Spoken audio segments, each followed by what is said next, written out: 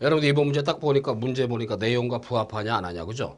이게 이 주어진 내용에 약간 합치되는 부분이 있냐 없냐인데 여러 문제는 말이죠. 기본적으로 여기 그 제시문 내용에 핵심적인 그 키워드 있죠. 이와 관련된 내용과 아울러서 조금 더 추리 상상이 좀 요구되는 자 그런 성향을 가지고 있습니다. 제일 중요한 건 제시문 내용의 핵심을 정확하게 정리하는 게 능력이 필요하죠. 자 소설에 얘기한 바로 어때요? 평설입니다. 소설 이론이 되겠습니다만은 역시 마주 국가직에 비해서 지방직이 역시 문학 제재가 많다는 건 거듭 확인이 되죠. 우리가 국가직에서 독해는 주로 비문학 지문들이 대중을 차지했습니다만은 역시 지방직은 약간 비교를 해보니까 문학 지문이 많다. 독해 제재가 그죠? 자 먼저 있죠. 소설가 욕망이 있다는 거죠. 소설과 욕망은 세계를 변형시키는 욕망. 정확하게 이해하면 되겠습니다. 여러분 이 정도의 뭐 리딩에서 있죠. 뭐 지식을 요구하는 건 아닌 거니까 이 속에 답의 준거가 있단 말이야. 소설가는 자기 욕망의 소리에 따라 세계를 자기식으로 변모시키려고 애를 쓰죠. 자기만의 세계관으로 이게 작가의식이라는 거죠. 두 번째 욕망은 소설 속의 주인공들의 인물들의 욕망이죠. 소설 속의 인물들 역시 소설가 욕망에 따라 혹은 욕망의 반대성이 욕망이 일치될 수도 있고 어때요? 인물들이 말이죠. 소설가 욕망에 반대해서 자신의 욕망을 드러내고 그죠? 자신의 욕망에 따라 세계를 변형도 하겠죠. 그러니까 소설 속의 인물들은 말이죠. 작가의 욕망 그대로 일치되는 것도 있지만 자기만의 욕망에 의해서 변형하려고 한다고 있고 반동인물이 돼 그죠? 그래서 작가의식에 맞게 작가 욕망에 맞게 움직이는 인물은 어때? 주동인물이 되고 맞죠? 작가 욕망을 변형시키면서 따르지 않고 일치하지 않는 건 반동인물이 되겠죠? 팩트입니다. 팩트. 오케이? 이런 거니까 주인공 안에 인물들의 욕망은 서로 부딪혀 그러다 보니까 인물끼리 부딪혀 갈등이 생기죠. 오케이? 갈등의 요인은 바로 어때요? 소설 속의 인물들이 작가의 욕망을 따르지 않을 경우입니다. 일치하지 않은 경우에 생긴다는 얘기죠. 근데 갈등이 없는 소설은 주제가 안 생기죠. 당연하죠. 마지막의 욕망은 소설에 읽는 독자의 욕망이 되겠습니다. 자, 소설을 읽으면서 독자들은 말이죠. 소설 속의 인물들은 무슨 욕망에 시달리고 있는가를 무의식적으로 느껴져. 일단 느껴. 느끼고 또다시 말이죠. 쭉 가니가면서 욕망을 통해서 뭡니까? 어때요? 인물들을 모방도 해보려고 그래. 맞죠? 또는 인물들의 욕망을 부정도 하고 싶어요. 그죠? 누가? 독자가. 그래서 독자는 이런 걸 수용하는 태도니까 수용론적 관점의 주체는 독자가 되겠죠. 역시. 오케이? 그 과정에서 읽는 사람의 무의식 속에 숨어있던 욕망은 욕망을 서서히 드러내서 자기가 세계를 어떻게 변형할 것인가 하는 그런 걸 깨닫게 하기도 합니다. 그러니까 독자는 말이죠. 소설 속의 작가의 욕망이든 인물의 욕망이든 이것을 접하면서 경험을 하죠. 어차피 소설은 픽션이야. 현실을 갖다 어때요? 모방을 해서 변형시킨 거니까. 깨닫으면서 괴로워도 하고 그렇죠.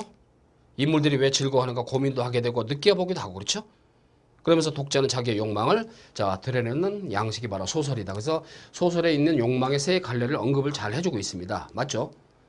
자 이런 것들을 우리가 전제로 해서 이제 어때요? 자 이 글의 내용과 부합하지 않는 걸 찾아라 그랬으니까 그죠? 자 소설가는 자기 욕망에 따라 세계를 변형한다. 이건 대전제니까 일본은 당연히 맞죠? 소설의 인물들은 자신의 욕망을 소설과 욕망에 일치시킨다? 그러니까 욕망에 어때? 맞춰서 하는 경우도 있지만 그 소설가 욕망은 어때? 어긋나게 그죠? 배치돼서 접근하는 경우도 있다. 그러니까 일치시킨다만 언급했으니까 일단 현재 이번의 팩트는 약간의 제시문의 내용과 부합하는 즉 맞아떨어지는 어때요? 상황이 반쪽짜리밖에 안 되죠. 독자는 소설을 읽으면서 소설가 욕망을 느끼고 독자는 소설을 통해 자신의 욕망을 깨닫게 되죠. 그런 점에서 역시 2번으로 자 잘못된 내용이니까 답을 정할 수 있더라 확인합니다. 자 그 다음에 있죠. 이양아의 나무나 수필이죠. 역시 문학제재입니다. 거듭 얘기입니다만 문학제재가 아무튼 지방직 있죠. 빈도수가 높았다는 거 확인해 보시고 이런 출제의 어떤 상향도 한번 고민해 볼 필요가 있다는 생각이 듭니다. 자 다음 글의 이해를 적절치 않은 거죠. 자 나무는 덕을 지녔어. 나무는 주어진 분수의 만족도에 나무로 태어난 걸 탓하지도 않고 왜 여기 놓이고 저기 놓이지 않은 거 탓하지 않아. 그렇죠? 한마디로 분수에 주어진 분수에 만족할 줄 알아. 그죠? 그럼 우리 인간은 안 그래. 그럼 뭔가 이 자연이라는 나무라는 자연을 왜 자꾸 띄우냔 말이야. 그죠? 나무는 훌륭한 독성을 지니고 있어. 약간 인격을 부여해서 의인화되어 있죠. 그렇잖아요? 나무는 등성에 서면 햇살이 따가울까? 골짜기에 내려서 물이 좋을까 하여 새로운 자를 엿보는 일이 없어. 근데 인간은 안 그래. 맞죠? 물과 흙과 태양의 아들로서 물과 그 다음에 어때요? 흙과 태양이 주는 대로 받고 뭐가 나무가 그죠? 나무에 인격을 부여했단 말이야. 근데 후박이죠. 한마디로 또 어때요? 좀 넉넉하고 박한 것, 불만족 등을 말하지 않습니다. 한마디로 나무는 인간에게 훌륭한 인격을 가진 존재야. 그죠? 그럼 역시 수필의 의도는 뭐죠? 결과적으로 뭔가 있죠? 사색을 하고 그죠? 느껴보면서 독자로 하여금 뭡니까? 새로운 걸 깨우치기에는 교훈적 의도가 있는 거죠. 이런 점에서 우리가 생각해 볼 수 있는 거니까. 자, 그래서 말이죠. 1번에 대상에 인격을 부여했죠. 자, 나무는 어때요? 한마디로 훌륭한 사람 같은 모습을 취하고 있습니다. 역시 말이죠. 나무에서 인생의 교훈을 얻자. 수필의 특성에 맞게. 그렇지만 어때요? 나무가 변합니까? 나무는 일관돼. 변화가 없어. 그렇죠? 그런 점에서 변화를 얘기한 것도 아니고 또 하나 감각적이다? 감각적이 뭡니까? 시각, 청각, 후각 이런 거란 말이죠. 그런 점에서 변화, 감각적이라는 단어는 일단 맞지가 않아. 그죠? 그 다음에 어때요? 나무란 대상을 예찬하는 그런 성격을 가지고 있죠. 그런 점에서 역시 3번은 접근백이 아니더라 해서 답이 되겠습니다. 오케이. 자, 그 다음에 있죠. 편지 용어가 되겠죠. 편지 용어. 역시 결과적으로 한자입니다. 한자. 그죠? 생활하죠. 생활. 이런 거 생활이라고 그래. 그렇죠? 자, 일단 뭐 한 글자 한 글자 있죠. 따져보면 어때요? 결과적으로 한자의 의미를 따지는 건 마찬가지야. 그죠? 편지 용어니까 물론 그렇습니다만은 결국 한자로 된 거기 때문에 따져보면 되겠더라. 자, 친절할 때 친이 뭐죠? 친이. 전는 뭡니까? 전시할 때 전자 펼치다 그 말이죠. 친히 펼쳐봐라. 그런 의미를 가지고 해석을 해보니까 편지를 받은 사람이 직접 해보라고 편지 겉봉에 적는 말. 친전. 대통령이 말이죠. 어때요? 모 장관한테 친전을 보내셨다. 그 얘기입니다. 어때요? 겉봉투에다 친히 써가지고 대통령께서 그죠? 이건 이렇게 하시오. 참고하시오. 그렇죠? 친전. 친히 펼쳐보라고 써주는 겁니다. 오케이. 문맥에 보니까 1번 맞죠? 그렇잖아요? 자, 그 다음에 저하가 되겠습니다. 편지를 받을 사람이 아랫사람일 때 붙이는 말이다. 어떤 자리에 밑에 누가 편지 쓴 사람이 그렇죠. 그러니까 있죠. 좌하라는 것은 어때? 편지 쓴 사람이 받은 사람의 자리 밑에 있다. 자리 좌자 아래 하자니까 그죠. 그럼 편지 받는 사람 높이는 의미가 아니겠느냐. 그렇게 추리가 되죠. 오케이? 자, 따라서 이건 아랫사람에게 높은 사람. 그렇죠. 자, 나이가 많거나 자기보다 어때요? 신분상으로 또는 학력상으로 또는 등등 조직상으로 위계상으로 뭔가 있죠. 위다 싶은 사람한테는 그죠? 그럴 때는 말이죠. 자기 이름을 써놓고 그죠? 참 받는 사람 있죠. 받는 사람. 그러니까 받는 사람 이름을 갖다 어때요? 좌하니 써놓은 다음에 그죠? 자, 누구한테 보내서 홍길동 좌하. 그렇죠? 그럼 어떻게 됩니까? 자, 받는 사람이죠. 받는 사람 나보다 높은 사람이란 얘기야. 그죠? 높이는 거죠. 높이는 거. 그죠? 예우로 갖추는 거니까 현재 2번이 잘못된 답이 되겠습니다. 오케이? 근데 귀중은 주로 어떤 단체, 집단, 개인이 아니죠. 어디 연합회 귀중 맞죠? 어디 연구회 기중 어떤 단체일 때 축구협회 귀중 그렇죠? 어때요? 축구협회장이 개인이면 어떻게 돼요? 축구협회장 좌하 맞죠? 이런 식이 되겠습니다. 참고로 그런 점에서 3번 맞죠? 자, 그다음 본제 임납이죠? 본은 어때요? 본제 맞죠? 본래의 어때요? 아우가 있는 곳 또는 맞죠? 본제 어때요? 본래의 내 혈통이 있는 곳 임납 바친다 그죠? 납 들어가게 한다 이런 뜻이죠? 그러니까 한 글자 한 글자 쪼개보면 돼요. 한자의 해독할 때 있죠. 이 완벽하게 어떤 주어진 한자어를 모르는 경우에 대비해서 그죠? 본가로 들어가는 편지라는 뜻으로서 자기 집으로 편지할 때 편지 겉봉에 자기 이름을 쓰고 그 밑에 쓰는 말이더라 그랬습니다. 오케이? 자, 그럼 여러분들이 이제 공무원 시험 준비하려고 지금 노량진에 왔어. 그렇죠? 고향이 경남 사천이야. 그렇죠? 집에다가 말이죠. 어때요? 모처럼 이제 안부자날 좀 어버이날이 돼가지고 그죠? 편지를 딱 써놓고 겉봉투에다 말이죠. 자, 여러분들 이름이 뭐죠? 어때요? 김갑석이야. 그죠? 자, 경남 사천시 진주시 사천시 어떻게 되고 있죠? 해놓고 있죠? 여기 어때요? 김각섭 본제임남 맞죠? 여러분 이름 써놓고 어때요?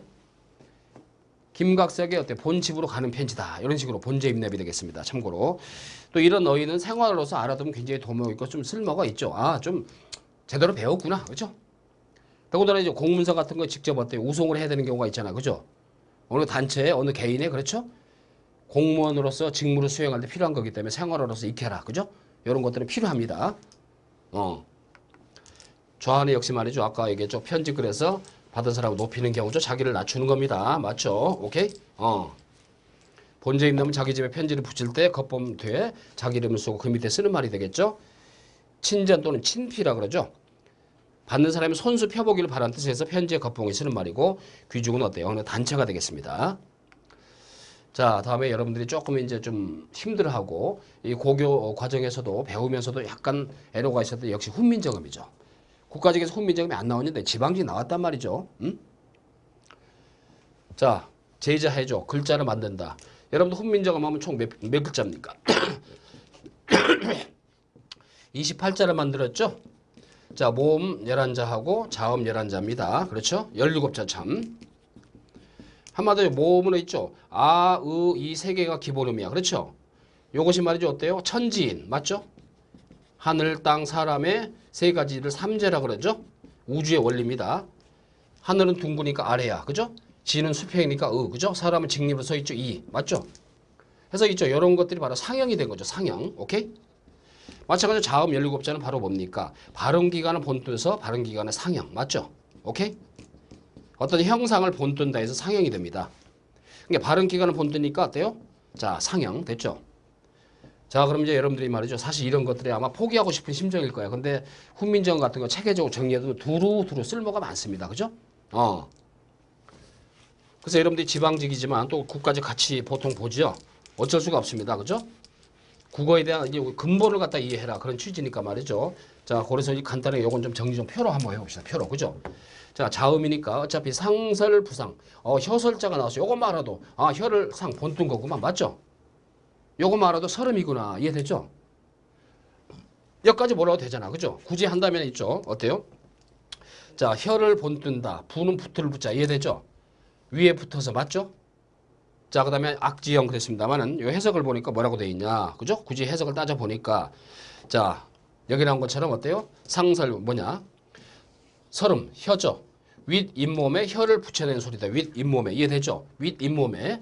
어때요? 자, 잇몸. 잇몸 악자입니다. 그죠? 그러니까 윗몸 위에 붙은 형상이더라. 맞죠? 그래서 여러분들 아마 서름이기 때문에. 근데 서름도 모르는 사람이 있어. 그죠? 그런 경우는 어쩔 수 없죠. 그러니까 이런 경우는 바로 공부를 했냐 안 했냐. 그죠? 공부를 했냐 안 했냐를 어때요? 좀 변별하는 자 그런 문제로서 아무래도 어때요? 좀 패스페일, 당락을 좌우하는 문제다라고 전제하면 되겠습니다. 아시겠죠? 공부를 한 사람 맞고 공부하는 사람 틀리고 맞죠? 우연히 찍어서 맞을 수는 있겠지만 어찌됐든 나왔으니까 정확히 알아둘 필요가 있는데 그죠? 그래서 아무튼 자음이 17자더라. 그렇죠? 그 속에 표를 보면 어때요? 역시 이제 아설 순치후가 있죠? 아설 순치후 그죠? 한마디로 있죠? 자음의 발음기가 나는 바로 어금니소리죠? 어때요? 그래서 아음은 어금니 소리. 기본자가 뭐죠? 기역이죠. 그렇잖아요. 어금니 소리. 설은 어때요? 혀설자입니다. 혀소리. 그렇죠? 기본자가 뭐죠? 니은. 자, 순음. 입술순이죠? 입술소리다. 입술순자니까. 어때요? 그래서 이것이 바로 뭐야? 자, 미음. 그렇죠? 근데 치는 이빨이죠? 입소리. 그래서 시옷. 그렇죠? 자, 그 다음에 후는 말이죠. 목구멍 소리다. 그랬습니다. 목소리. 오케이? 또는 목구멍 소리 해가지고 이응이 되겠죠. 한마디로 이게 기본자란 말이에요. 기본자. 그래서 여러분들이 먼저 이런 것들은 좀 정확히 좀 정리할 필요가 있습니다. 정리해둬야 돼요. 안 그래요? 정리 안 할 수가 없단 말이죠. 그냥 나왔으니까. 그래서 말이죠. 여기에다가 어때요? 1차 가획. 획을 더해. 참 우리 훈민적인 과학적이라는 게 이런 거죠. 획을 더하니까 하나 생겨. 맞죠? 자, 니은에게 획을 하나 더하니까 디귿이 생겨. 그죠? 획을 하나 더하니까 티귿이 생겨. 안 그래요? 또는 2차 가획이 있죠. 2번. 오케이? 여기서 어때요? 기억은 2차 가획이 없습니다. 자, 미음에 획을 더하니까 비읍이 생기고 획을 더하니까 피읍이 생겨. 맞죠? 과학적이란 말이야. 맞죠? 그 다음에 있죠? 획을 더하니까 지읒이 되고 획을 더하니까 치읒이 되고. 맞죠? 획을 더하니까 여린 히읗이 되고 획을 더하니까 히읗이 되고. 그렇잖아요. 그러니까 기본자부터 말이죠. 어때요? 쫙 하니 1차 가획, 2차 가획까지 왔습니다. 그렇잖아요? 자, 아설 순치유. 그렇죠? 혀소리. 일단은 말이 여기서 얘기한 거 있죠? 어때요? 혀의 상형. 그래 형태더라. 그죠? 근데 상악이야. 악이라는 게 바로 뭐냐? 여기 나온 것처럼 어때요? 윗 잇몸에 혀를 붙인다. 맞죠? 대표적인 게 바로 서름. 요거죠, 요거. 오케이? 자, 니은이 디귿으로 가역이 되고 이렇게 되죠? 자, 그러면서 있잖아요. 얘를 참고로 이체자가 있어요. 여기까지 말아두면 됩니다. 형태가 다른 거죠? 오케이? 자, 기역, 키역이 어때? 형태가 변해서 어때요? 옛 내용이 되고. 안 그래요? 니은하고 디귿 이렇게 합쳐져가지고 리을이 되죠? 그럼 어때요? 이것은 옛 내용으로 있고 이건 뭡니까? 이 세 개는 혀소리지만 어때요? 반혀소리죠? 그래서 이건 반설음. 그죠? 이런 식으로 반설음 나오죠? 자, 그 다음에 있죠? 여기 나온 것처럼 어때요? 이것은 이체자가 없습니다. 그 다음에 시읒, 지읒의 중간음 삼각형. 이건 반치음이죠? 반이소리. 맞죠? 그 다음에 쭉 하는 이것도 이체자가 없죠? 그럼 이체자가 몇 개입니까? 하나, 둘, 셋. 맞죠? 이렇게. 그럼 저 자음 몇 글자입니까? 총 어때요? 세 개에다 쭉 보니까 17자. 맞지? 한마디로 이런 식으로 자음은 말이죠. 발음, 기간, 아설, 순치후 이 5개를 상형을 한 거다. 그 얘기입니다.